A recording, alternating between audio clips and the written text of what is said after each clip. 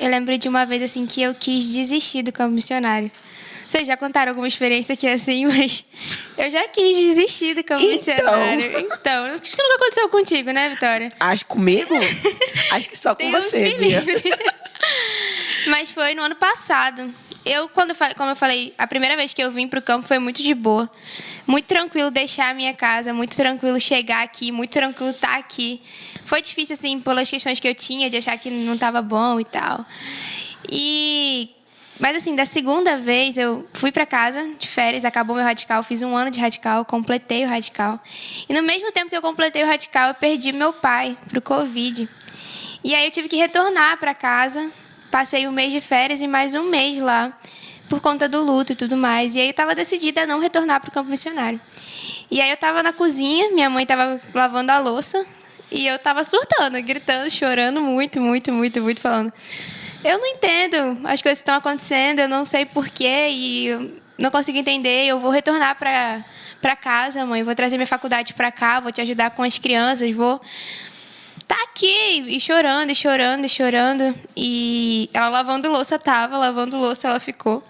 E eu ali dizendo, porque não tem como mais eu continuar lá e tudo mais. E aí ela deixou eu me acalmar, me sentou na mesa da cozinha e ela virou para mim e falou assim, minha filha, o que a Bíblia diz? E aí eu pensei, Vitória, que ela fosse me consolar. Que eu queria um consolo, uma palavra do venham a mim, cansados e sobrecarregados. Aquieta minha alma. Mas não, ela virou para mim e falou assim, olha, aquele que põe a mão no arado e olha para trás, não é digno de mim. Deixem que os mortos sepultem seus mortos. Cumpra aquilo que Deus te mandou cumprir, obedeça. Porque, primeiro ela disse, isso agradaria seu pai, isso é o que Deus tem para você, minha filha. Então, assim, a gente não pode se mover por circunstâncias, a gente não pode se mover pelos nossos achismos, pela nossa capacidade, a gente não pode ser movido pelas condições, a gente é movido por obediência a Deus. Não porque a gente é bom, mas pela graça dele. Não é nada sobre a gente. Campo missionário é tudo sobre ele. É tudo sobre ele. Eu já estava vindo para cá e eu falei assim, Deus, eu tô indo gravar um podcast, mas eu não vou falar sobre mim, não. Eu vou falar sobre as coisas que o Senhor tem feito, sabe? E eu acho que é sobre isso. É sobre ele. Somente. A gente só pode se mover por ele. É igual aquela música do Marco Teles, que ele vai dizer, tu, porém, permaneça em mim. É isso. Não vou cantar para vocês, porque minha voz não vai agradar vocês. Agora, nesse momento. Mas sua mãe, inclusive, tá online? Tá, ela está assistindo e ela botou aqui. Deus continue te abençoando, minha pequena grande missionária. Fofinho. Oh. Mas eu imagino o processo, a grande dificuldade, né? Eu lembro do período que você perdeu seu pai. Sim. Foi um baque para toda a Cristolândia, porque ele era parceiro, ele era voluntário, ele estava presente, ainda que eu não o conhecesse. Muita gente nem conhecia seu pai de vista, mas sabia do trabalho que sua família fazia e como era querida pela Cristolândia, né? Muita gente conhecia e para a gente foi também perder uma parte da família Cristolândia, de corpo de voluntários e parceiros, né? Mas eu lembro do sepultamento do seu pai. Eu não fui, mas pastor Rafael chegou e ele falou, gente, a Bia pregou no sepultamento do pai dela. Foi. Disse que queria falar e pregou mandando o povo se arrepender.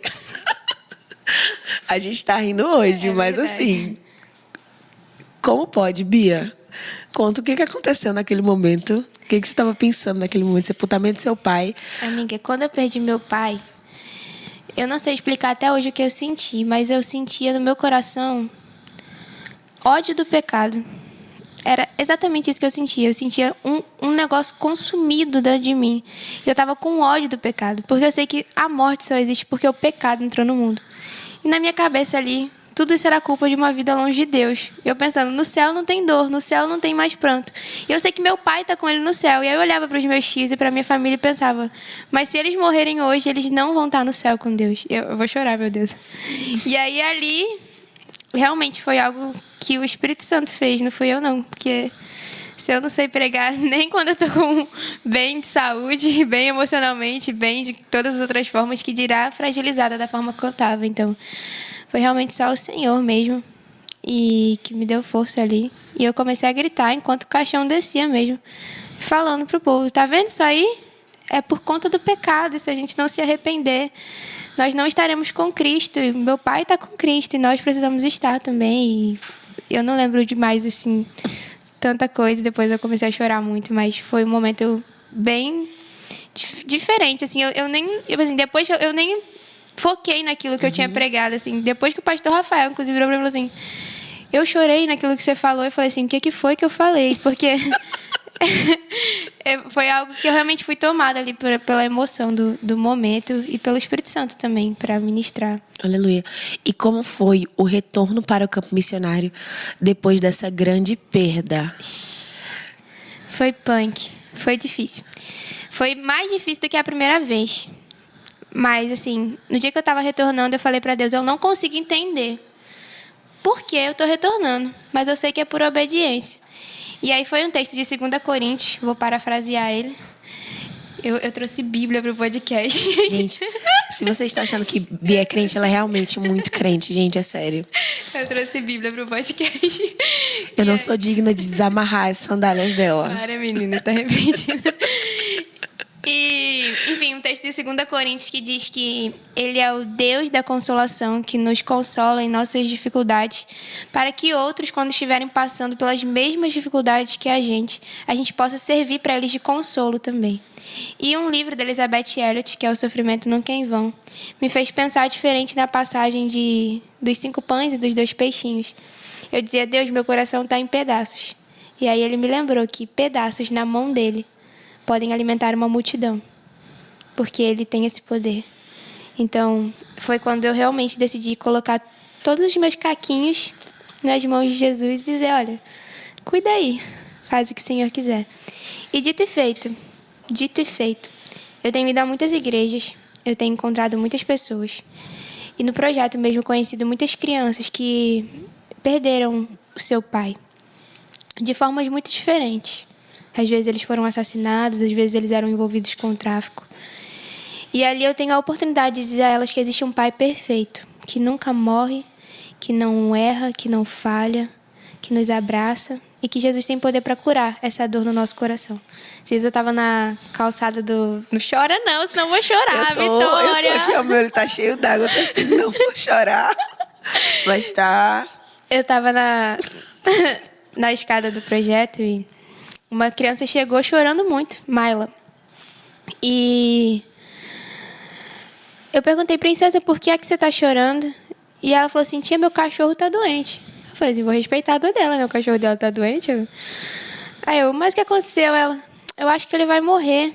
E eu falei assim, princesa, vamos orar por ele então. E aí ela começou a dizer que ela tinha medo de perder as pessoas. E ela começou a chorar. E eu comecei a chorar junto com ela quando ela disse assim, eu perdi o meu pai, tia. E eu tenho medo de perder outras pessoas também. Eu tinha acabado de retornar e era exatamente a oração que eu estava fazendo para Deus. Tá bom, eu estou voltando, eu perdi meu pai, minha avó e meu avô, e se eu perder outras pessoas também? E eu só conseguia chorar.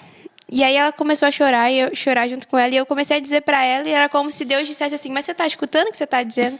Porque eu comecei a dizer para ela assim, olha, mas Deus pode curar essa dor que está no seu coraçãozinho, Mayla. Sabia que existe um pai para você?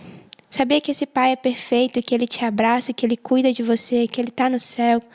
E aí eu comecei a explicar o evangelho para ela naquele momento ali. E aí a gente foi para a sala de oração, que é uma das minhas salas favoritas no projeto inteiro, porque é onde a gente ensina para as nossas crianças que elas podem se relacionar com Deus. Sério, as crianças amam aquele lugar e elas pedem para orar. E eu acho isso impressionante, porque por muito tempo, quando eu era criança, eu fui criada como se Deus tivesse... Não que meus pais tivessem me criado assim, mas na minha concepção de criança, né? De que Deus estava no céu e eu na terra. E que era muito distante para a minha oração chegar até Ele. Mas ali no projeto elas aprendem que não, que Deus está pertinho. Que eu posso ir ali escrever meu pedido no post-it, conversar um pouco com Ele e falar o que está angustiando o meu coração. E a gente foi ali para a sala de oração e ela escreveu um post-itzinho. Eu até fiz um post sobre isso no meu Instagram. Onde ela disse assim, eu quero que Jesus cure a minha dor. E aí desenhou ela, eu e Jesus. Então, assim, realmente Deus, ele usa até as nossas dores. Até as nossas dores. Para curar outras pessoas. É realmente, a Sara perguntou, o que você acha que você achou que nunca usaria para ensinar outras pessoas? as nossas dores. Até aquilo que a gente passa com dificuldade, até aquilo que parece impossível de digerir e lidar, o Senhor consegue transformar isso em louvor para o nome dele, se a gente colocar nas mãos dele. Isso é impressionante, de verdade.